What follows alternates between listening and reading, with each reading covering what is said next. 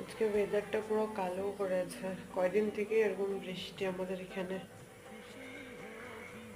তুমি কি রান্না করলে? আমি রান্না করেছি, রান্না দেখাও। হয়ে গেছে। শুভ দুপুর বন্ধুরা, কি রান্না করেছি দেখাচ্ছি।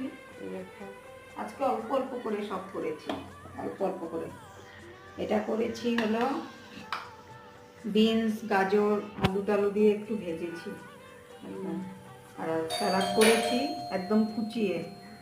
আর তার সঙ্গে ছিল কালকের অল্প ডাল। আর এটা হয়েছে